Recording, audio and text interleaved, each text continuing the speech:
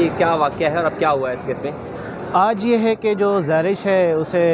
اس کے کیس کے اندر ہم گئے تھے، تو لاسٹ ٹائم جو میجسٹریٹ کے پاس سنڈے والے دن انہیں پیش کیا تھا اور اس کو لیبرٹی کے اوپر جو چھوڑا گیا ہے اس پہ پلی ہم نے یہی لی تھی لاسٹ ٹائم بھی، آج بھی یہی پلی لی ہے کہ ایک مائنر گرل کو آپ کس طرح لیبرٹی پہ چھوڑ سکتے ہیں، جبکہ دعا زیرہ والا جو کیس ہے ہمارے سامنے ہے، اس میں ڈی بی میں انہوں نے یہ کہا ہے کہ میں اپنے پیرنٹس کے ساتھ نہیں جانا چاہتی، جب ان کے اوپر دباؤ تھا ان کو دھمکیاں دی جا رہی تھیں، بٹ اس کے بعد جب وہ مائنر ڈکلیئر ہو گئی ہیں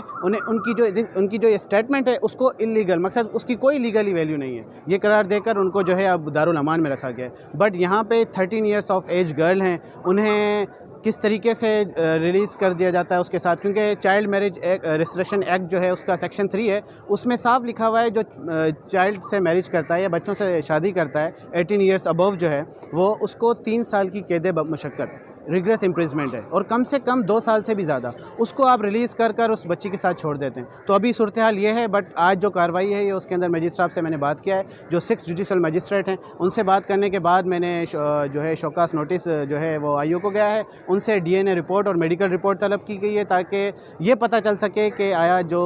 لڑکی ہے وہ کتنے سال کی ہے۔ مجسٹریٹ صاحب نے یہ جاننے کے لیے ان کو یہ شوکاس نوٹس دیا ہے، بٹ ان کی جو پیرنٹس ہیں ان کی شادی کو بھی 14 سے 15 سال ہوئے ہیں، وہ نکاح نامہ، ان کے بچے کے برتھ سرٹیفکیٹ سب چیز موجود ہیں، اس کے باوجود جو ہے یہ سارا عمل ہو جاتا ہے۔ تو اب انہیں جو ہے نا نیکسٹ ڈیٹ کے لیے شوکاس نوٹس دیا آئی او صاحب کو، اور یہ ڈی این اے رپورٹس اور میڈیکل رپورٹس ایج کے لیے منگوائی ہیں۔